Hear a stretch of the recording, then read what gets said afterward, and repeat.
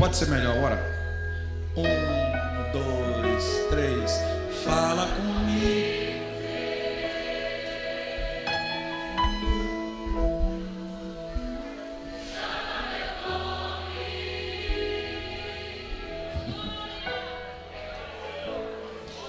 Bíblias abertas.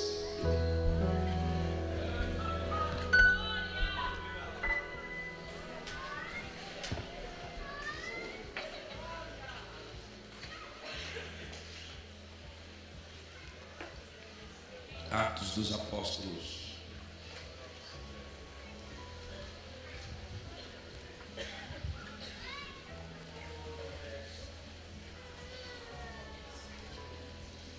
Capítulo 19.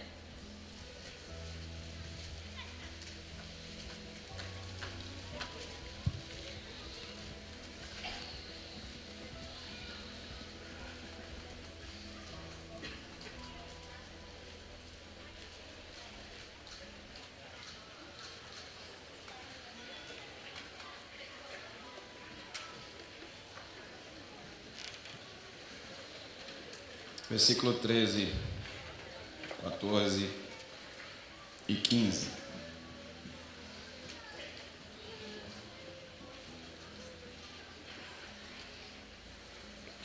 E alguns dos exorcistas judeus ambulantes tentavam invocar o nome do Senhor Jesus sobre os que tinham espírito maligno, dizendo: esconjuro-vos por Jesus, a quem Paulo prega. E os que faziam isso eram 7 filhos de Cefas, judeu principal dos sacerdotes. Respondendo, porém, o espírito maligno disse: conheço a Jesus, bem sei quem é Paulo, mas vós, quem sois? Pai, fala conosco, em nome de Jesus. Amém. Podem sentar.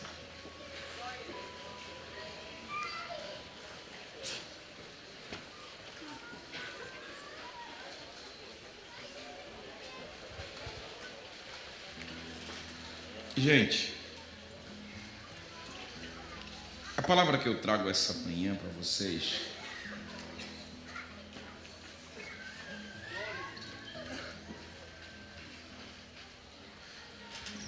é uma palavra de decisão.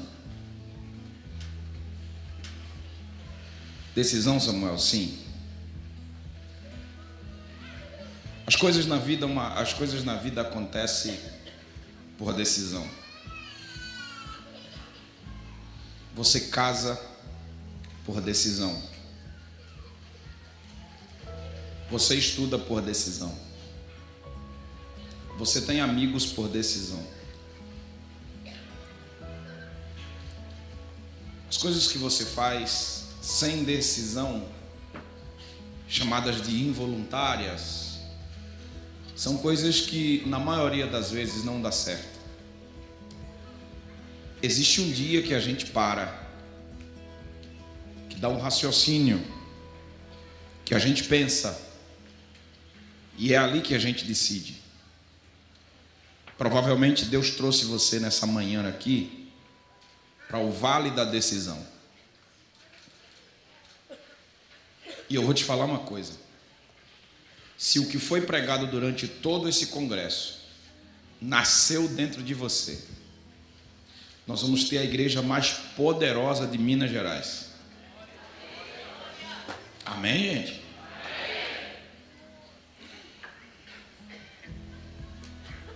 Deixa eu contar um pouquinho do que está acontecendo comigo, e daqui a pouco eu entro no que a gente leu. Eu tenho 32 anos de idade. Aliás, quarta-feira agora eu estou completando 33, tá? receba o presente adiantado. Por favor, acima de R$2.000 os presentes, irmãos. Nada de Avon, Alma de Flores. Estou brincando. Mas olhe para cá. Eu tenho 32 anos de idade. Nasci numa cidadezinha chamada São José da Coroa Grande. Nasci atrás da igreja. Com 8 anos de idade, meu pai foi chamado para cuidar de um engenho, uma que acho que vocês conhecem como vila, um lugar separado da cidade. O lugar que o papai foi cuidar era um lugar onde o evangelho estava passando por uma fase de escândalo. O pastor que era de lá, o camarada que cuidava do povo, o diabo fez uma armadilha para ele. Ele chegou em casa e ele era vizinho da filha. E quando ele chegou em casa, ele ouviu a filha discutindo com o genro. E ele foi olhar pela janela para ver o que estava acontecendo. Quando ele olha pela janela, ele viu a filha toda banhada de sangue. Ele tinha chegado do corte de cana. Ele estava com uma foice na mão, mas não teve perdão, já foi no pescoço do genro. E depois que ele jogou a foice no genro, que ele olhou para a filha, ele viu que a filha não tinha sangue, não tinha nada. Isso foi um escândalo no engenho, e foi aquela coisa toda. E meu pai chega bem nessa época, uma época da igreja desacreditada, da igreja estafalada, aquela coisa toda. E já há tempo nesse lugar não havia casamento, as moças fugiam para a casa dos rapazes. Mas a gente chegou lá. E quando a gente chegou, a minha vida foi virar o severino da igreja. Obreiros eram poucos, trabalhos tinham poucos, e meu pai é o maior evangelista que eu já conheci na minha vida. Papai consegue você entregar uma congregação para ele, e daqui a 5 anos, daqui a 1 ano, você encontrar somente aquela. Meu pai não consegue isso. Meu pai dali, ele sai ramificando, e daqui a pouco entregaram na mão de papai 4 congregações. Com 5 anos ele estava com 12. E não era ponto de culto, era congregação. Ele era pedreiro. Aí você já imaginou, né? Eu era o menino que carregava areia, fazia massa, sentava tijolo, aquela coisa toda. O Zé faz tudo da igreja. Ainda tinha que estar com a cara bonita para a noite cantar no culto. Porque um dia eu dou tanta risada quando eu lembro disso. Não tinha ninguém para cantar, para tirar a oferta, mas também não tinha ninguém para tirar a oferta. E eu saí com a salva. Ser valente, pelejar. Diga aí, 2 em 1. Fui músico de igreja. E como músico de igreja, sinceramente, eu aprendi a tocar tudo e não sei tocar nada. Porque era assim. Eu pegava a bateria, aí o menino da bateria viajava. Quando ele viajava, aí o irmão dizia assim, bota Samuel. Aí o cara da bateria voltava, mas o do baixo foi disciplinado. Aí disse, não, Samuel toca baixo. Eu ia para baixo. Eu sei que nesses instrumentos aí eu passei em tudo, aprendi a tocar tudo. Agora se você perguntar qual é a tua especialidade, eu não sei nenhum. Mas Deus tem um negócio tão doido, né, gente? Porque me olhando na minha infância, você não dava para entender. Eu não parava em instrumento. Hoje, se você me der uma gaita, eu toco. Se você me der uma sanfona, eu toco. Se você me der um violão, eu toco. Guitarra, baixo, bateria. Bateria não, né, Neto? Bateria é mais ou menos. Mas se botar, eu faço barulho.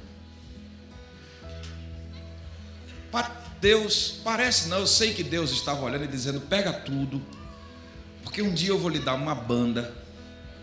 E você vai ter que estar entendendo de tudo que está acontecendo atrás. E eu sou eu sou um dono de banda muito chato, porque qualquer pessoa que der um erro aqui, se alguma hora vocês verem eu olhar para trás e ficar sério, pode ter certeza, alguém fez alguma melada. E se eu olhar para trás e der uma risada, é porque alguém fez uma coisa que jamais nessa vida eu vou conseguir fazer. Então o ouvido acabou ficando muito aguçado, né? Ao ponto de cantar, de tocar para a gente desentuada. Você já tocou? A pessoa começava de madrugada, quando o galo canta eu oro, e você procurando a nota, tá por aqui, tá por aqui. Eu tinha um amigo que a gente saía procurando a nota, o baixista, o Juarez. A gente começava, a irmã começava a cantar e ele começava para procurar onde é que estava. Era mais ou menos isso, só que daqui a pouco ele procurou e não achou. Aí ele falou assim, tá aqui no captador. Deve estar aqui, porque no restante não tá não. A minha vida foi essa. Carregar caixa de som na cabeça. E tinha um negócio que o papai fazia, gente, que era bonitinho, mas era muito chato. Uma tal de alvorada. Sabe o que é acordar 2:30 da manhã e sair de ponta de pé, pegando as caixas, botando na porta da igreja. Aí tinha uma rua bem grande. Aí 3:30 para 4 horas a gente começava: acordai, acordai. Irmão, os desviados da igreja vinham aceitar Jesus de pijama, pensando que era o arrebatamento da igreja. O que há de se eu sonhei Jesus voltando, eu quero aceitar Jesus? Papai tinha umas estratégias muito doidas, porque assim, papai chegou nesse lugar e quem dominava era o catolicismo. O grupo das irmãs era desse tamanho. As meninas só ficavam na igreja até arrumar um namorado. Aí, papai disse, o que eu faço? Aí ele inventou de fazer um tal de culto dos católicos. Olha a doideira do meu pai. Crente não entrava, só entrava católico. Irmão, papai inventou um tal do munguzá. Aqui é chamado de munguzá também? Aquele negócio de milho com leite, com canjicão, é? Pronto, mais ou menos aquilo ali. Um canjicão doce com pão. Aí os que não vinham para ouvir a palavra, vinham para comer. Aí lotava. E outra coisa, papai não colocava na igreja, que é para não espantar eles. Colocava no refeitório da igreja. Aí juntava aquele monte de gente. E papai, a primeira vez, papai pregou e deu o tema. Mas na segunda, olha a estratégia de papai. Gente, próxima semana quem diz o tema é vocês. O que vocês disser, eu vou estudar para trazer aqui para vocês. Aí o católico fazia prostituição. Pronto, na outra semana só prostituição. Na outra, adultério. Pronto, vamos falar sobre adultério. Era um estudo. Resultado, papai não fazia apelo, porque era um culto dos católicos. Eu sei que passaram-se 3 meses e quando foi um belo dia, papai chegou no que ele queria, porque o papai perguntou, qual é o tema da próxima semana? Um católico disse, idolatria. Papai disse, chegou onde eu queria. Irmão, eu nunca me esqueço como foi que papai definiu idolatria. Eu ainda lembro disso. E não podia entrar crente, mas eu entrava. Porque quem ligava o som para papai pregar? Eu. Quem botava o munguzá? Eu e mamãe. Mas olha para cá. Papai chegou e fez assim, gente, quando você passa num cemitério que você percebe um túmulo e tem uma cruz em cima, é sinal que tem o que embaixo? Aí o camarada disse, tem um morto embaixo. Isso aí. Aí ele fez assim, você passa na frente da igreja católica,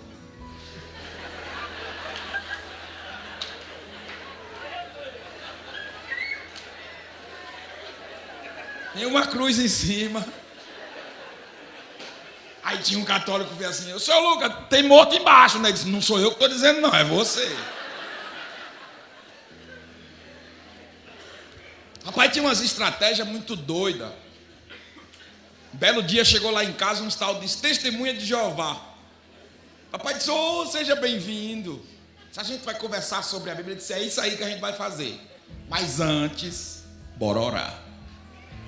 Testemunha de Jeová não gosta de orar. Papai botou os caras de joelho 40 minutos. Quando os caras levantou, olhou para o papai e disse: muito bom dia, a gente está indo, que tem outra casa esperando a gente. O papai disse: não, bora conversar. Ele disse: não, outro dia a gente conversa. Meu pai é fenomenal. E essa coisa toda eu passei a minha infância toda acompanhando. Eu já fui dirigente de jovens, escola dominical. Eu já ensinei crianças. E ensinar crianças é muito massa, porque eu li a história, ia ser a história de Jonas. Aí eu fazia um barco de papel, amarrava num cordão, botava um boneco para ilustrar. E lá vem o barco.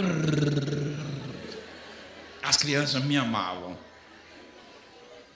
E papai tinha gente, a estratégia de evangelismo de papai era tão terrível que papai chegou na classe da gente, das crianças, tinha só os filhos crentes, dava umas 10 crianças.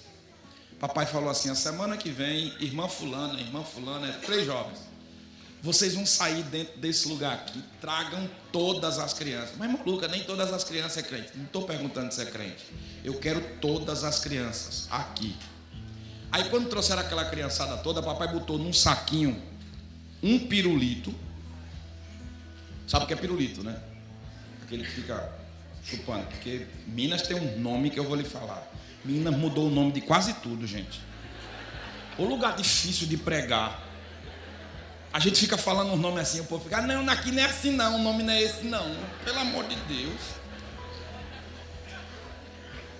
Botou um pirulito, uma pipoca, um negócio assim dentro de um saquinho. Irmão, quando deu aquelas crianças, eles já olharam para papai e fez assim: domingo que vem tem de novo. Olha a escola dominical das crianças, ó, lotado de gente. Agora escute, eu soube um dia desse que uma daquelas crianças que não era crente, que ia por causa do confeito, hoje é a coordenadora da mocidade do local. Ela tomou gosto pela igreja, ela fez um pacto com Deus e hoje é uma moça lá que está coordenando a mocidade. O evangelismo, ele não é uma coisa bitolada. E daqui a pouco eu vou falar isso para vocês. Só que a coisa foi crescendo, foi passando-se o tempo e eu, ainda no engenho, meu pastor Basílio, chegou para mim e falou assim: Samuel, chegou a hora de você gravar um CD. O que é que você acha? Eu falei: não acho nada. Eu não tinha dinheiro. Papai aposentado por invalidez. Minha mãe uma doméstica. Eu morando nos fundos da igreja. A gente vai sonhar em gravar CD. Ele disse: eu vou gravar seu CD. Eu falei: olha, mas você me paga depois. Eu falei: sim, senhor. Fui para o estúdio, gravei um CD. E quando eu gravei o CD, aí eu não vendi mais porque a minha família era pequena. Mas todo mundo da minha família comprou um.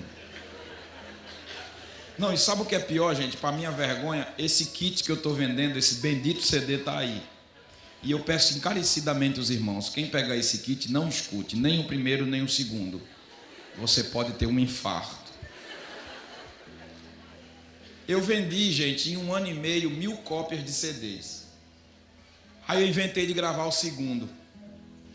Sabe o que é o terror vindo em segundo? Eu cantava pelo nariz, gente. Aí eu gravei o segundo e tal, e não vendi também não. 2 anos e 7 meses para vender 700 cópias. Pense no CD feio. Feio. Mas tá lá. Faz parte da minha história. É minha cama. Falar em cama, parabéns à irmã pela interpretação da música, viu? Top. Deus te abençoe. É muito complicado interpretar uma música depois dela cantada. Mas que arranjo, que maravilha. Quem fez o arranjo? Dei meus parabéns a ele. Diga a ele que foi eu que mandei dizer. O cara tirou onda. Viu? Venda bem muito CD, em nome de Jesus. Seja rica. estou profetizando riqueza para todo mundo.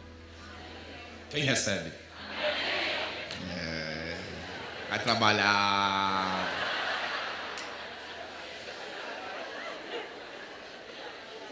Escute. No segundo CD eu casei. Casei com uma moça. Quem está entendendo até aqui? Onde é que você quer chegar? Daqui a pouco você vai saber. Segundo CD eu casei. Casei com uma moça que tinha um problema na vista. Que casar comigo só sendo cega. Uma menina chamada Isabela de Cássia. A menina mais bonita da igreja. Crente. Tão crente que quase que eu desvio. Gente, é sério. Eu vou falar um negócio a vocês. Se vocês me acham crente, vocês precisam conhecer minha esposa. Minha esposa é crente. A menina de oração. Conheci Isabela num ciclo de oração. Com o cabelinho amarrado. Vindo do horário do almoço dela. Ela almoçava no escritório da loja. Porque ela tinha 2 horas de almoço, então ela corria no escritório, pegava uma marmita, comia em 10 minutos e corria para a igreja para gastar o restante do tempo orando. E eu gostei dessa moça. Casei com ela. E foi 1 ano e 6 meses para tudo. Namoro, noivado e casamento. A gente não namorou para casar, a gente casou para namorar mesmo. Por quê? Porque eu era filho do irmão Lucas. E o filho do irmão Lucas não podia pecar. E papai naquela pressão, vigia. E eu dizendo, não papai, tá tudo certo, vigia. Mas casei.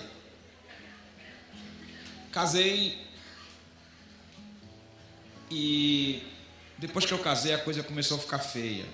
Por quê? Porque eu comecei a sofrer uma perseguição na minha igreja. Foi uma época que eu gravei o 3º CD. As minhas músicas começaram a tocar em alguns lugares. E eu comecei a sofrer uma perseguição ao ponto de eu ficar 1 ano sem cantar na minha igreja central. E eu lembro que um dia eu fui no gabinete do pastor presidente. Eu falei, pastor, tenha misericórdia de mim. Me dê uma oportunidade. O povo aqui está achando que eu estou desviado. Eu preciso cantar aqui, porque quem não canta aqui, para o povo não convida mais, e eu estou sem convite. O pastor olhou para minha cara e falou assim, meu irmão, para mim tanto faz o senhor cantar como não. E eu dou oportunidade aqui a quem o tempo dá e a quem eu quiser. Sabe o que é o coração fechar? Você pegar a agenda assim, eu falei, nada não, vou arrumar um emprego, que eu não morri. Aí o que foi que eu fui fazer? Fui fazer campanha de político. Eu ia passar fome? É 12. Era eu cantando. Vereador, não sei quem é lá, 43, 1, 2, 3, era isso aí. Pastor me chamou. Como é que você usa o dom que Deus lhe deu? Eu falei, pastor, eu estava sem feira. E o cara me ofereceu 150. Eu sei que eu fiz uma campanha de um prefeito, o cara ganhou. Eu falei, pronto, é a minha vez. Vou deixar de cantar e vou trabalhar na prefeitura. Me colocaram como diretor de patrimônio. Para quem não sabe, diretor de patrimônio não é nada. É o cara que cola o tombamentozinho assim, do lado. Só que Deus sempre me deu a graça de onde Ele me colocar, a gente começar a fazer um negócio doido. E na prefeitura eu ia de paletó e gravata. Pegava meus paletó, não estava usando. Eu ia de paletó e gravata. Chegava lá e quando o povo pensava que eu ia colocar o patrimônio, eu chamava, por exemplo, chegava na escola, fazia quantas cadeiras estão sem um tombamento? Eu fazia 100 cadeiras, pronto, coloca ela aqui do lado, por favor. Colocou. Tá aqui, ó, 100 placas. Eu preciso disso aqui colocado. Tá aqui a cola, mande alguém colocar que depois eu vou passar. O senhor é quem? Eu sou o diretor de patrimônio da cidade. Por quê? Resultado, eu não colava era nada. O povo era que ia lá e... Passa-se o tempo. Quando eu pensei que eu ia trabalhar na prefeitura, Deus foi tão bom comigo que o prefeito foi cassado. Aí eu perdi meu emprego. Voltei a cantar, as músicas começaram a dar certo e Deus, vou abreviar a história, Deus começou a soprar. E tem um grande perigo, gente. Quando a coisa começa a acontecer, evidentemente, naturalmente, que a igreja vai te abençoar melhor, a igreja vai te tratar melhor, a igreja vai te dar uma oferta maior. Tem lugar que você nem precisa pedir, eles vão lá e abençoam mesmo. Por quê? Porque a igreja começa, vocês, por exemplo, tem gente aqui, me encontraram ontem ali, Samuel, eu voltei para a igreja ouvindo um vídeo seu. Tem gente que tem uma gratidão. Quem mais ganha coisa é a gente que prega e canta. E não é bajulação, não é fanatismo. É uma questão de gratidão. As pessoas chegam para a gente e falam, olha, eu trouxe isso aqui para você. É uma camisa, é um sapato, qualquer coisa. Como forma de gratidão pelo que Deus já te usou para mim. Só que esse é o tempo perigoso do ministério. Por quê? Porque começa você a ficar conhecido e você começa a vender um pouquinho mais de CD. Para você ter uma ideia, eu lancei Adorarei, e Adorarei, gente, Adorarei vendeu mais de 600 mil cópias. Aí você vai, aquela coisa toda, aí chega a hora que tudo que você ouve na sua mente você vai ficar rico.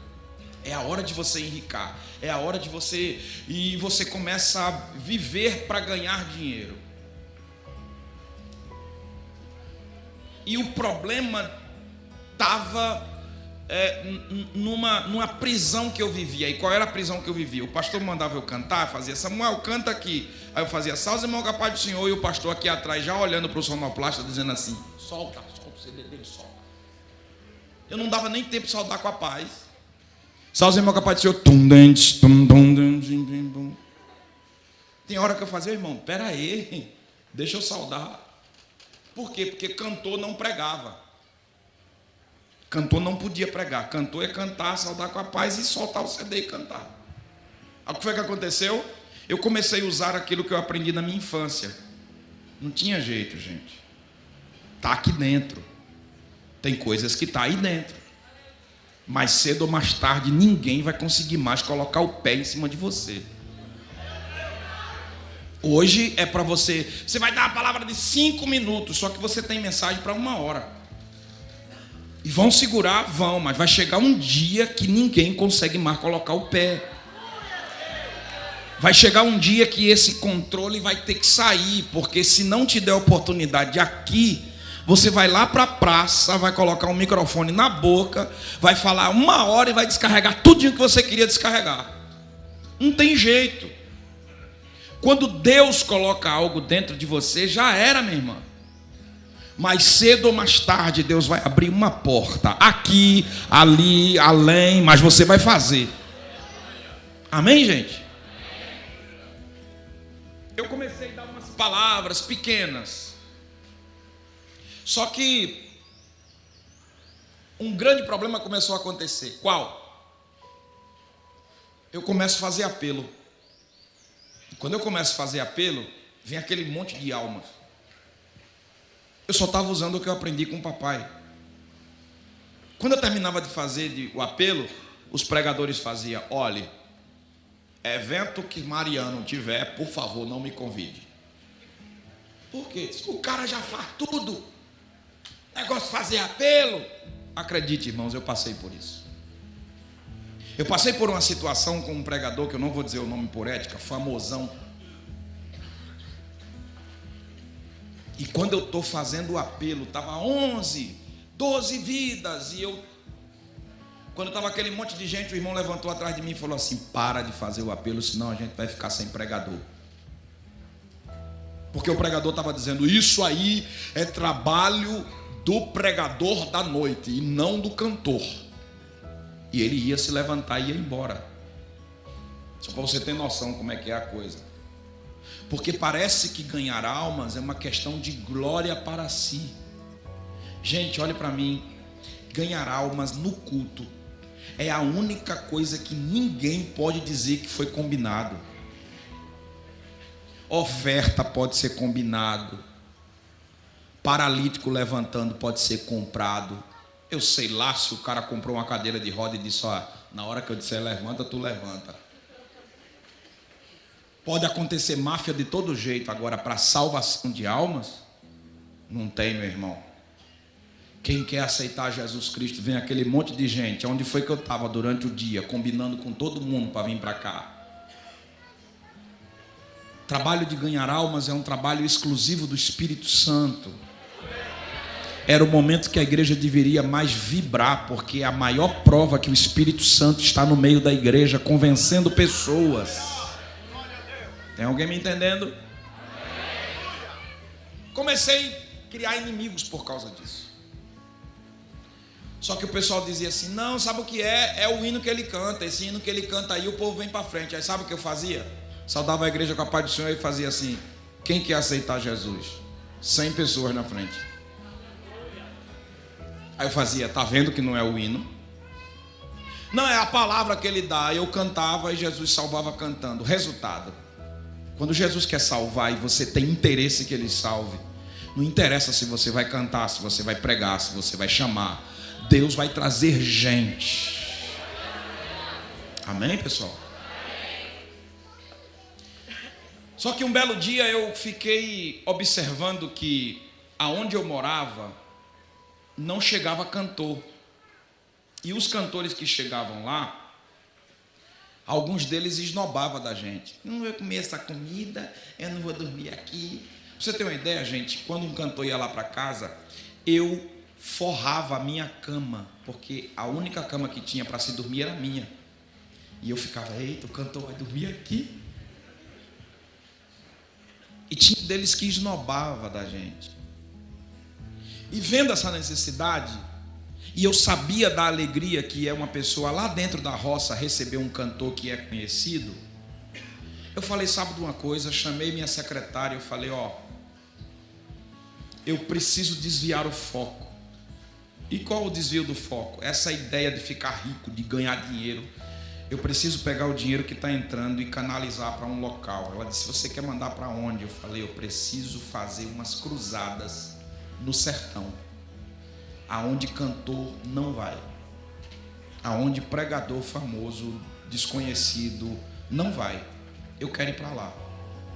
Tá, Samuel, mas isso é um projeto, Samuel, isso tem que ser pensado. Tá bom, pensa aí e me diz. Aí eu vou saindo da casa dela, aí a Roberta, ela chega para mim e fala assim: qual o nome do projeto? Eu olhei para trás e falei: bota Quero Almas. E fui embora. Quando eu volto, Roberta já estava com tudo esquematizado. Nossa, mãe, um projeto tem que ser assim. Você tem que ter isso, você tem que fazer isso. E vamos pensar desse jeito, e tarará e tererê. O resultado, gente, é que a gente foi a primeira cruzada, foi fazer a primeira cruzada. Eu levei alguns irmãos comigo, alguns cantores, coloquei um palco no meio da rua e fiz uma cruzada. Eu ainda lembro, Jesus salvou 43 pessoas. Quando Jesus salvou 43 pessoas, eu vi o pastor chorar de se acabar. E eu falei: o que há? Ele disse assim: isso aqui é resposta de oração. Eu orei para Deus mandar alguém para me ajudar, eu estava cansado. Eu prego aqui todos os dias, não aceita Jesus ninguém. E eu percebi que eu poderia ser resposta de oração para alguém. Eu falei: o que é que a gente faz? Daqui a 2 meses se prepara para a próxima cruzada. E o resultado, gente, é que a cruzada, a primeira cruzada, eu ainda lembro, eu comecei gastando R$7.000. A primeira. A última cruzada que eu tive agora, a gente gastou 65. Por quê? Porque a cruzada foi ficando grande, o projeto foi crescendo, ao ponto da gente fazer o quê? A gente começou a levar brinquedo para as crianças. Só de brinquedo, a gente compra 400 brinquedos. Só de cesta básica, a gente leva 400 cestas. Aí a gente leva médico, dentista, a gente leva enfermeiro, a gente faz exame de glicemia. é um dia inteiro atendendo gente. Como é que funciona, Samuel? Eu vou te explicar. A gente loca um ônibus e só vai comigo o jovem, a irmã ou o irmão que jejuar 12 horas. Porque sem jejum e oração ninguém vai para o sertão. Comigo não. A gente jejua 12 horas e entra dentro do ônibus e vamos para aquele lugar. Quando a gente chega, 10 horas da manhã na cidade, o que é que a gente faz? A gente começa a distribuir pessoas. Olha, vai 3 para esse lado, vai 2 para esse, vai 3 para esse, vai 4 para esse. E a coordenação geral fica. Por quê? Porque a coordenação geral vai olhar o lugar aonde é que vai ser o Femininas. O que é Femininas? É um evento que a gente vai fazer de 2 horas da tarde. E aquele povo que saiu de 10 horas da manhã de casa em casa, eles saem dizendo, olha, tem um médico aqui na cidade que está na igreja e está querendo dar uma palestra para vocês sobre saúde feminina, TPM, menopausa, mulher chata, essas coisas. O que é que acontece? A mulherada lota a igreja de 2 horas da tarde. Só que a gente faz o quê? Leve as suas crianças. Porque tem brinquedo de graça. A gente loca, gente, um mini parque de diversões. Todo inflável. Coloca no centro da cidade. E a gente anuncia no carro de som. Tem brinquedo de graça na praça tal. Irmão, é menino. É menino. Você sabe como é nordestino, né? É menino que não acaba mais. Aí o resultado, a igreja fica cheia de mulheres. A praça fica cheia de meninos brincando. Enquanto isso, tem uma juventude de casa em casa, de vila em vila, arrancando gente da mão de Satanás, expulsando o demônio. Ô, gente, os meninos chegam tão doidos para achar um demônio para eles expulsar, que onde não tem demônio eles colocam. É doideira. E o trabalho começa a acontecer. Quem coordena a Femininas é a minha esposa, e quem coordena o Kids é a minha secretária. Gente, é algo tão lindo. Enquanto isso, tem uma estrutura de som sendo montada em algum lugar da cidade.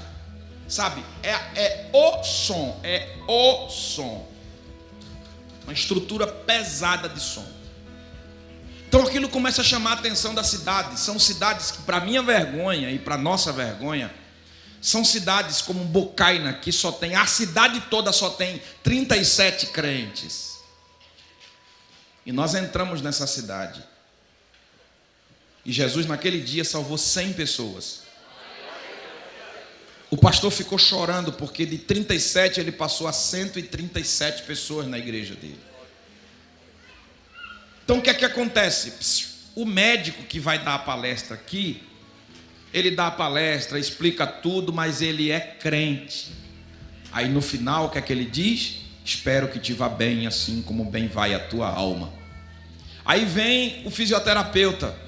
Vai falar sobre ossos, aquela coisa de osteoporose, artrose, artrite, aquela coisa. Quando ele termina, ele diz assim, o osso quando fica seco, não tem mais como se tal, não sei o quê, mas eu conheço um, que ainda que o osso esteja seco, aleluia. O resultado é que a palestra ela é toda dada em cima da Bíblia. Até a menina que faz a estética das meninas e tal, tem de tudo. As crianças, um dia desse eu fui assistir a palestra das crianças e tinha uma dentista. E a dentista estava falando sobre cárie. Ela disse, gente, a cárie é esse ponto preto, a cárie vai acabando com o dente. A cárie é como o pecado. Ela vai destruindo, e chega um momento que não tem mais jeito. Eu falei, os meninos não estão entendendo isso não. Aí eu cheguei para o menino e falei, gente, o que é a cárie? E o menino disse assim, é o pecado. Eu falei, é isso aí.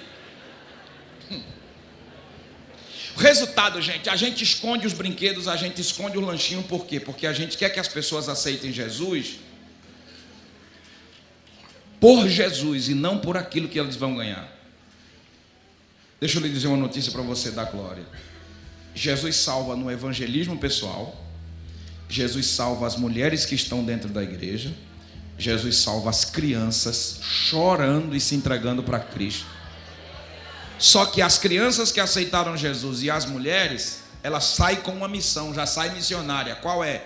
Trazer a família toda no culto da noite.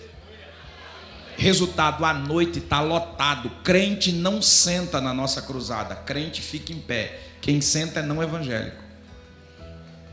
Lota de gente. E quando lota de gente, aí o que é que eu faço? Eu pego um homem chamado Dr. Wagner. Ele é advogado e é pastor e é o pregador. O que é que o Dr. Wagner faz? Pega uma Bíblia católica desse tamanho e vai pregar. Meus irmãos, eu quero pregar hoje com a Bíblia católica. Aí os católicos ficam doidinhos. Sabe que legal, pegou a Bíblia da gente para pregar. Aí ele pega um versículo que está na Bíblia católica. E o pior, tem hora que ele prega nos livros apócrifos. O livro que não está na Bíblia da gente. Não sei se você já leu no livro de sabedoria, no capítulo 7, diz assim: um homem vai para o mar.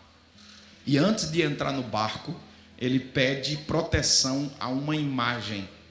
Não sabendo ele que o barco que ele vai entrar tem mais poder do que a imagem, porque o barco ainda se move e a imagem não. Está no livro de sabedoria, gente, isso, e os católicos não lê. Aí o que é que o pastor faz? O pastor lê.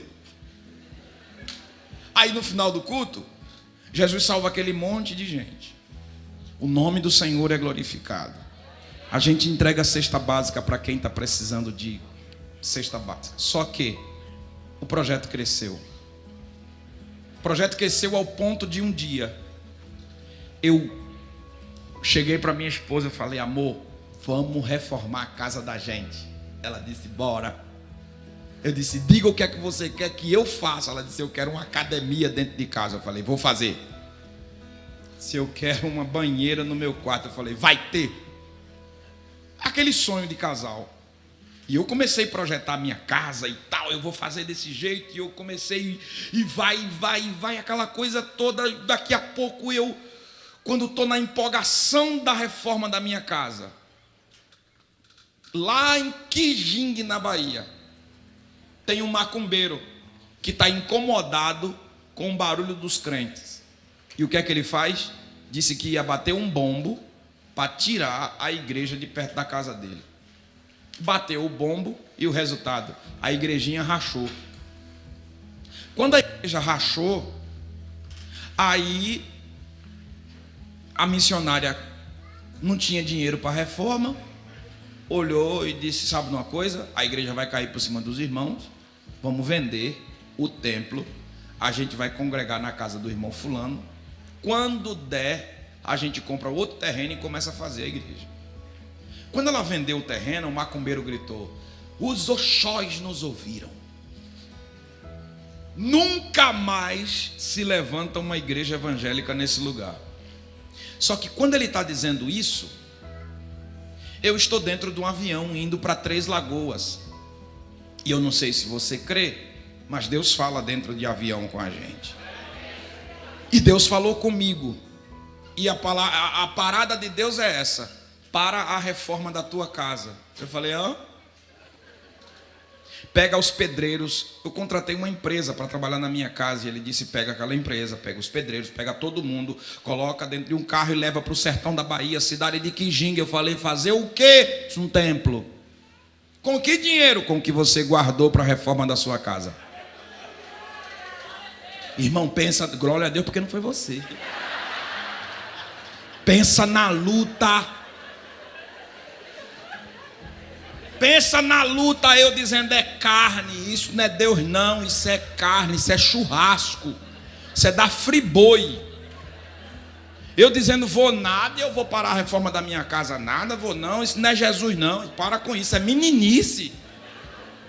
Gente, você sabe o que a pessoa cantar depois do culto, e a avó dizendo: você vai, e eu: não vou não, você vai ver, não vou não. Resultado, eu passei a noite toda sendo perturbado por isso. Quando é de manhã, eu olhei e falei: tá bom,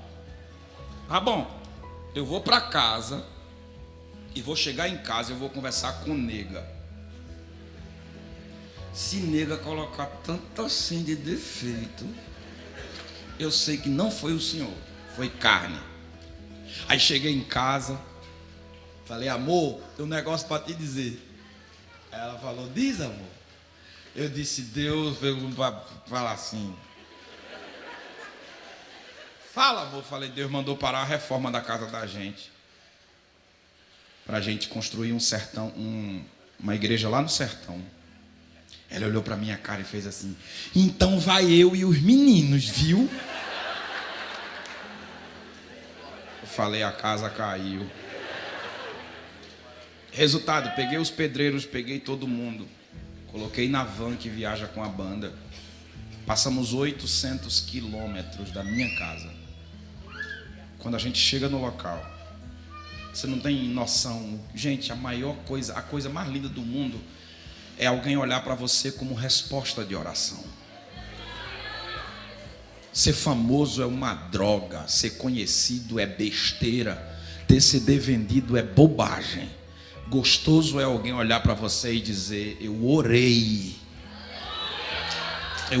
para Deus levantar alguém, e Deus levantou você.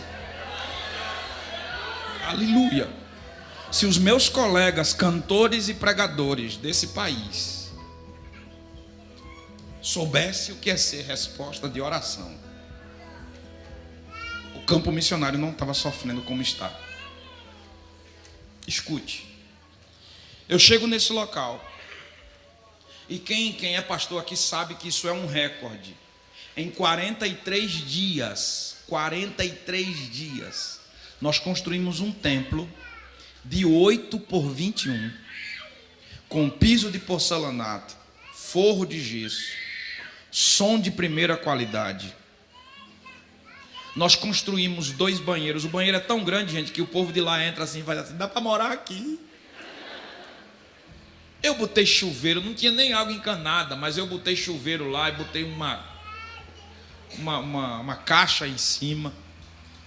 E aquela coisa toda, e fiz uma igreja linda, porque o material que eu ia usar na minha casa, escute isso aqui. Um grande problema do campo missionário é 2. Primeiro, nós temos 1000 missionários sendo sustentados por essa igreja. Você já procurou saber quanto é que a igreja manda para lá? Que história é essa de sustentar missionário com 400 reais? Você sobrevive com 400? E tá assim, ó, de gente fazendo missionários. Parece que ser missionário é viver em miséria. E não é. E não é. Missionário come, missionário dorme, missionário veste. Parece que ser missionário é sinônimo de pobreza. Tá aqui o irmãozinho missionário, bichinho, coitado, lascado. Segunda coisa, estamos construindo um templo lá no sertão, na obra missionária. Aí você vai lá, não é um templo, gente. Vamos falar a verdade. Não é um templo. É 4 paredes mal rebocada, pintada de cal, com uma telha brasilite quente, para os irmãos ficar debaixo. Aí você chega na cidade, a igreja aqui é no ar condicionado, é não sei o quê, porque aqui o piso é não sei o quê. Irmão, não existe isso. Não é porque é na África, não é porque é no sertão, que vai fazer uma coisa inferior.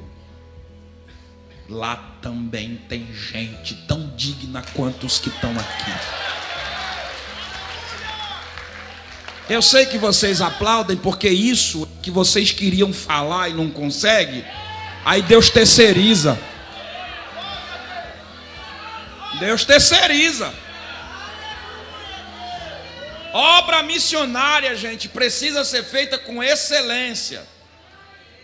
Amém ou não? Amém. Fizemos um templo que poucas cidades do Brasil têm um templo tão bonito quanto aquele. E quando eu soube que o macumbeiro disse o negócio, aí do lado do templo, o que foi que eu fiz? Uma torre de 7 metros de altura. Peguei o nome da igreja, Assembleia de Deus, e coloquei virado para a casa dele assim. Ele acorda de manhã, a primeira coisa que ele vê é o nome da igreja. Aí quando vai escurecendo, que fica de noite, eu botei um refletor só para acender em cima assim. De raiva. Samuel, e as cadeiras de lá é de plástico? Nada disso, é estofada. Quem já viu isso aqui na internet, gente? Já conseguiu lá ver? A igreja é chiquetérrima. E eu não coloquei ar-condicionado porque o lugar que a gente fez a igreja é bem arejado. Então já coloquei, enchi de ventilador e deu certinho. Mas olhe para cá. Está eu construindo essa bendita dessa igreja. E eu vi uma cena, pastores, que me fechou o coração. Eu vi um irmão trazer 10 ovos. E ele chegou para o missionário e falou: está aqui meu dízimo. Eu vi irmãos puxar um bode 3 quilômetros, arrastando. Quando chegar na casa do pastor, dizer assim: pastor, isso aqui é minha oferta. Enquanto a gente pede para fazer uma oferta de missões aqui, e é a coisa mais difícil do mundo hoje, e eu sei do que eu estou falando. Irmão, vamos ofertar para missões. O povo pega as pratas, pega o restinho e faz assim: está aqui para missões. Tem gente que não tem dinheiro. Tudo que ele tem é galinha. E dependendo da quantidade de ovos que as galinhas deles põem, eles tiram os 10% e levam para a igreja. Quase todo irmão do sertão tem uma galinha que é do pastor. Por quê? Porque ele vai esperar o dia que o pastor vai visitá-lo. Quando o pastor vai visitá-lo, ele pega aquela galinha, mata e faz uma comida para o pastor.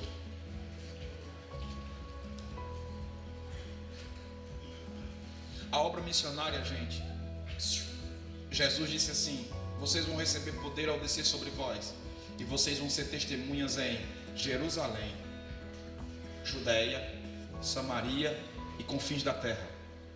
Quem me acompanha na internet sabe, raramente tem Samuel Mariano fora do Brasil. E não é falta de convite. Todos os dias eu sou convidado para os Estados Unidos, todos os dias eu sou convidado para a Europa, e a minha resposta é não. Por que, Samuel? Porque se for para passear, eu compro minha passagem e vou para passear. Eu só saio do Brasil para cantar lá fora se eu conseguir impactar o meu país primeiro. Não dá para impactar lá fora se você não faz algo grande aqui. Eu encontro um monte de gente com essa história: eu tenho um desejo missionário. Para quê? Eu queria ser missionário lá em Boston. Ah, é? Por que você não tem desejo de ser missionário aqui no Piauí? Por que você não tem desejo de ser missionário lá no Maranhão? De preferência lá, onde é aquela cidade lá do Bita do Barão? Qual é o nome daquela cidade? Codó. Vai ser missionário em Codó? Tu sabe o que é ser missionário em Codó? É estar ao lado do maior macumbeiro do Brasil. Para tu ter uma ideia, até Temer vai para lá. E outra coisa, o cara é tão rico, mas tão rico, que ele fez uma pista de pouso de avião. É avião descendo e avião subindo. Só político de alta. Para ir para lá, para pedir macumba para ele. Ser missionário é encontrar o que eu encontrei lá. Encontrei um pastor que já não é novo. E eu falei: pastor, e esse macumbeiro? Eu falei: que macumbeira? Esse cara é nada. A igreja de Jesus está de pé aqui, ó. E quando é à noite eu vi o que foi a igreja de Jesus de pé. Um monte de gente no meio da rua declarando que Jesus era o Senhor. Eu nunca tinha passado por aquilo. Quando eu peguei o microfone, que eu saudei a igreja com a paz, o camarada endemoniado começou a quebrar as cadeiras do culto. Pá! Eu falei: eita! Incomodou. Ninguém quer ser missionário lá numa cidade chamada Barriguda. Vai para lá, para Barriguda. Quantos crentes tem? 12. Cidade toda. Quanto é que entra de renda por mês? R$450. Para nossa vergonha, quando eu cheguei em Barriguda, sabe quanto era que o missionário estava ganhando? 250. Desses 250, ele juntava com uns 400 e pouco para pagar a água, a luz da igreja. Ainda bem que o templo era próprio. E ele ainda diz, olha o que o missionário diz: irmão, da feirinha que eu faço, eu ainda reparto com um obreiro. Aleluia. Aleluia. Aleluia. Nós precisamos olhar urgentemente para o nosso país. Lula está por aí dizendo que tirou muita gente da fome. É porque ele não conhece o sertão. Sabe o que Lula fez? Lula colocou mais gente na fome do que tirou. Por quê? Porque inventou esse tal de Bolsa Família. E se tu for no sertão, o Bolsa Família mais desgraçou do que ajudou. As mulheres começaram a ter menino para ter o dinheiro. Que jingue tem uma mulher que tem 7 filhos. Eu falei, minha filha, para que tanto menino? Ela disse, é porque quanto mais menino, mais dinheiro, né? Agora, se tu for olhar, ela não consegue manter um menino com R$90. Ninguém consegue criar um filho com R$90 por mês. É assim que está o sertão. Tem missionários lá que estão lutando. E sabe qual é o problema do sertão? Deixa eu lhe dizer uma coisa aqui. Por que os macumbeiros e os católicos são tão fortes no sertão? Vou te explicar por quê. O macumbeiro faz uma macumba para um camarada rico. O cara rico dá R$10.000 para ele. Sabe o que ele faz? Guarda 5 ele compra de cesta básica. E o que é que ele faz? Ele mesmo vai na casa de pessoas que estão passando fome e entrega. Resultado, passa um pastor, os caras falam assim, ladrão. Passa um macumbeiro, benção padrinho. Porque a igreja está achando que evangelho nesses locais é só dizer, se arrependa, pecador miserável. Não é, gente. Jesus te ama, não mata a fome de ninguém. A igreja tem que pensar num social com urgência. Você está me entendendo? Quem está me entendendo aqui? Agora escute. Está eu terminando a construção. Peraí, deixa eu olhar aqui. Está eu terminando a construção. E de repente me aparece uma mulher. E ela diz assim, esse terreno do lado da igreja é meu. Eu na hora pensei e falei, essa mulher vai construir uma casa do lado da igreja. E ela vai encher o saco da gente para mandar baixar o som. E eu botei um som grande. Eu falei, de quanto é teu terreno? Ela disse, 10 por 30. Eu falei, a senhora vende? Ela disse, vende. Eu disse, quanto? 1.300 conto. 1.307, então é meu, me dê, eu quero. Aí um velho que chegou perto de mim soube que eu tinha comprado o terreno da mulher. O velho chegou para mim e falou assim, eu tenho 14 aqui desse lado. Eu falei, quanto ele? Disse, R$1.000 cada um. Eu falei, vende? Ele disse, vendo. Aí na hora eu pensei, poxa, 14 mil, eu vou dar uma viajada, vou vender CD, vou fazer tudo e eu trago esse dinheiro para cá. Aí chamei um assessor meu que pega desconto até em pedágio. Meu assessor chegou para ele e disse assim, dou 8 mil nos 14. Aí ele olhou para o meu assessor e disse, nem eu nem você, 9. Compramos os 14 terrenos, mais um 15. Aí aparece um velho e falou, esse aqui é meu. Eu falei, é 1.000? Disse, me dê. Resultado, gente, eu comprei o quarteirão inteiro. Todinho. Tudo isso aqui é da gente. E o povo achando que eu estava doido. Inauguramos a igreja, só que enquanto eu estava construindo, eu conversei com pessoas e descobri que a saúde daquele lugar, o único lugar que tem uma UPA não é PSF. Epa! Ó, o único PSF, aqui, o único PSF que tem está a 28 quilômetros. Tem alguém me entendendo? Dentista é coisa de luxo. Não tem. Dentista você vai ter que andar 60 quilômetros. Ó. A escola que os meninos estudam, ele entra dentro de um ônibus e anda 28 quilômetros. Está eu construindo e o Senhor falando comigo. E quando eu termino de inaugurar, que eu penso que eu vou voltar para minha casa, para terminar a minha casa, eu volto para o sertão e começo a construção de 4 salas de aulas. Uma dessas salas é de computação, música, inglês e espanhol. Você dá glória? Estamos construindo 2 consultórios médicos.